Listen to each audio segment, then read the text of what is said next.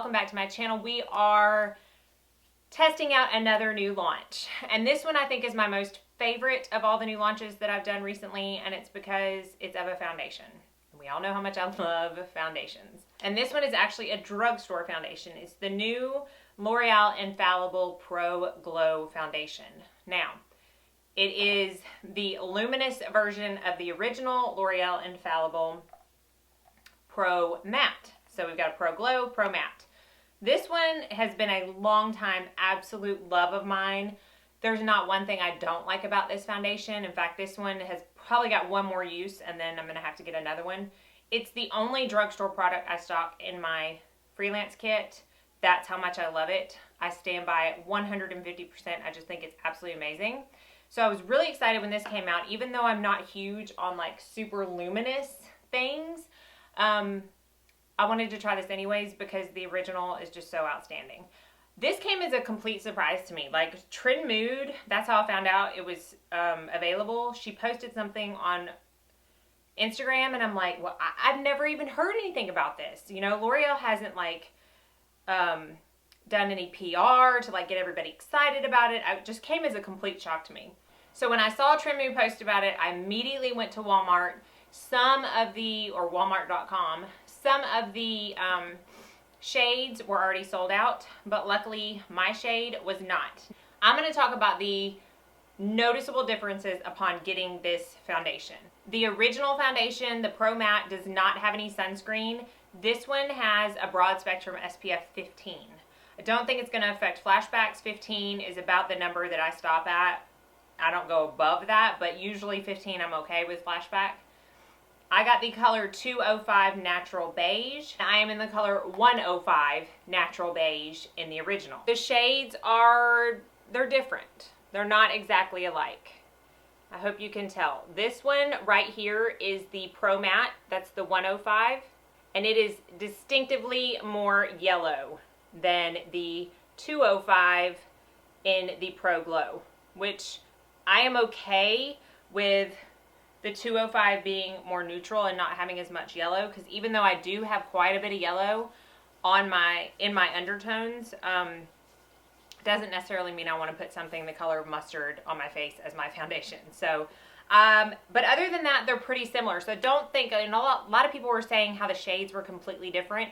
The numbers are different, but I'm pretty sure that the 05, 04, 03s are consistent between the two foundations. So even though it's 205 versus 105 or vice versa, I think they're going to be pretty consistent. So if that helps determining your color. Now on the back of the foundation, it has like a checklist just like the original. So what it says is the original has a demi-matte, semi-matte finish, where the Pro Glow has a radiant finish. The original wear is up to 24 hours, as well as the Pro Glow. Don't necessarily recommend you wearing your foundation for 24 hours, but I think they're just saying it's a very long wearing foundation. The coverage on both claim to be medium, which I find the Pro Matte to be an actual full coverage foundation. And the texture is both air light, which I will agree with that. I think the Pro Glow is a little bit runnier, just a tad bit runnier, but they're both very light in texture. And somewhat airy. Like you don't feel like you've got foundation on your face with either one of them. So really the main difference seems to be that this one has SPF and the actual finish being radiant and this being demi-matte. Both, as far as I know, retail for the same amount of price. Like I said, I got mine on Walmart.com for $10.97. Last I checked, they were all sold out on Walmart.com. And I heard they had a few shades left on the actual L'Oreal website. I'm trying to pull it up on my phone and it's not working, so I can't be for sure. But all I've seen as far as like a date of when it's going to be in stores is soon. I don't know what that means, but soon. If you weren't able to get it, hopefully it's going to be in stores soon. So I am going to switch on over to the demo and then I'll do a final check-in at the end of the night. So if you are interested to see how this foundation works on me and how I think it's different than the original, then just keep on. All right, so I'm going to clip my hair back like I always do to get it out of my face.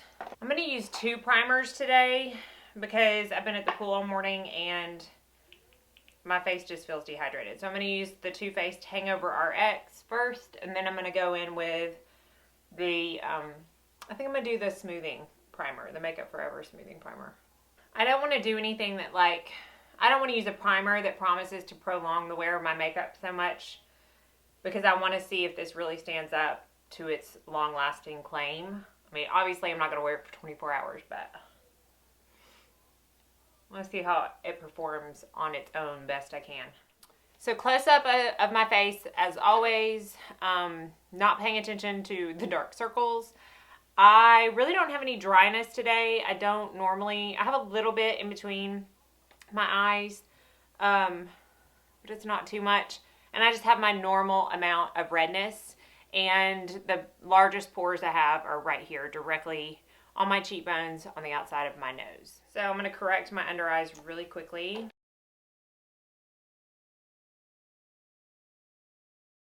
Okay, now I'm going to take the foundation. I'm just going to put a little bit on the back of my hand, and I'm going to dot it on one side of my face first and blend out with my Beauty Blender.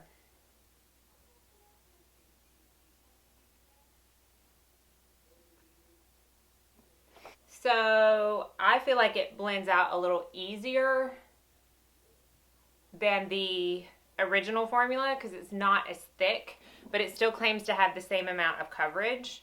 So if you can tell, that's the side that I have it on. It does have a luminous, radiant finish. I don't guess I would say dewy, but it definitely is more radiant than this side of my face that has nothing on it. Not accentuating anything. It's definitely not accentuating the dry patch that I had mentioned, which is good. It blended over that very nicely, and it blended out very quickly. All right, so I'm going to do the other side of my face.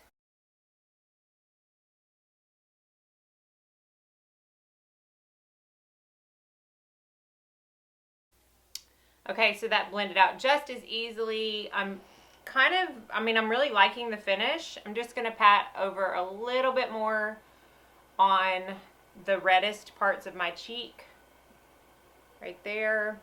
But other than that, I feel like this is even a little bit more than a medium coverage that it claims to be.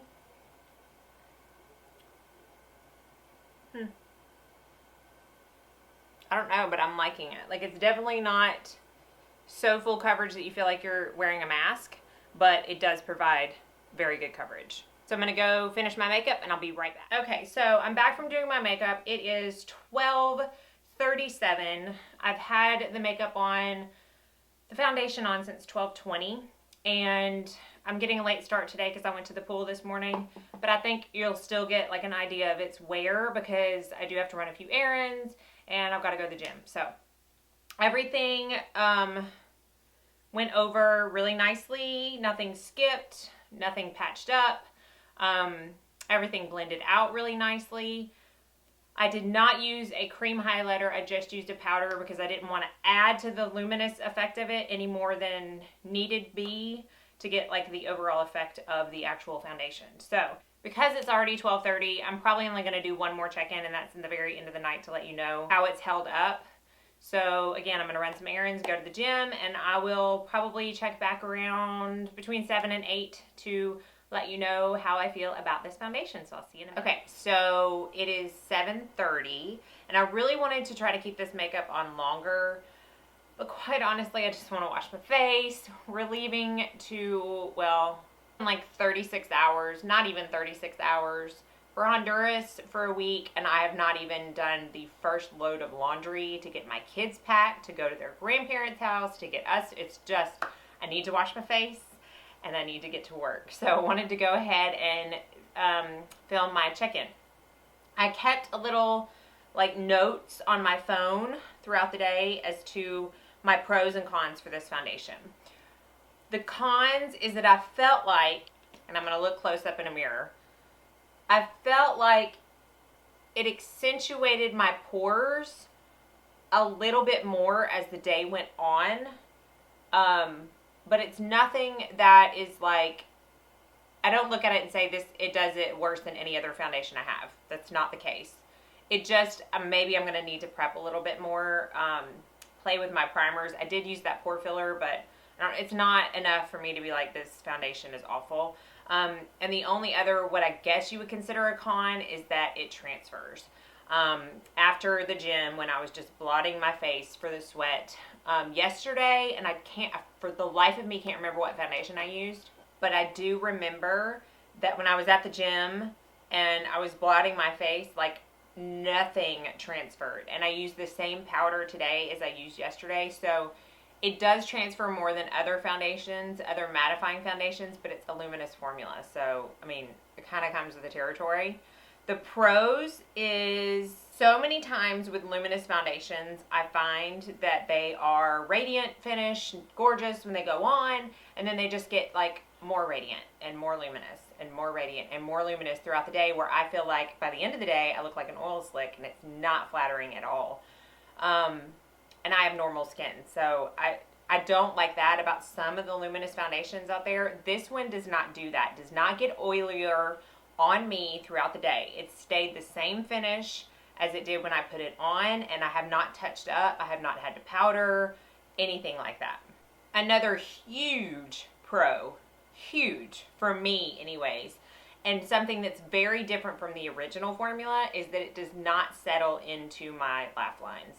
That is the one huge con that I have for the original formula. I love pretty much everything else about it, but it does settle in, and it settles in quickly. Like, I don't even have to be talking to someone or laughing or smiling or anything, and like 2 hours later, it's settled into my lines. This one, I mean, I haven't even had to do like my touch up all day, and it's very minimal, very minimal. So that's a huge, huge pro for me. I am enjoying this foundation. I think it's completely worth the $11 price tag. I do want to mention that upon further reading on the ingredients of the two foundations, I feel like the Glow foundation has way more ingredients than the matte foundation, unless the matte foundation just doesn't have all the ingredients listed, but I don't find that that's the case. And the Glow foundation has as the last ingredient isopropyl alcohol. It is the last ingredient, which means it's the least ingredient used, but that might bother some people, so do be aware of that. I don't see that anywhere in here in the matte foundation. So if I'm reading it wrong, I'm sure someone's going to correct me, but that's the one thing that I found upon further reading of the ingredients. So it's a win for me. I know I'm going to get a lot of use out of this in the winter, and as long as I'm not going to be out in the humid heat, where I don't prefer to wear foundations really at all, much less luminous foundations, I will wear this in the summer as well. So hopefully that answered some of your questions. I did just get a notification from Trim Mood this afternoon that it is on Ulta.com, so be sure and check it out there. And I think right now it's buy one get one 50% off for L'Oreal. So good time to stock up. So hopefully this was helpful. Let me know if you plan on getting this foundation down in the comment section below. And as always, thank you so much for watching, and have a very blessed day.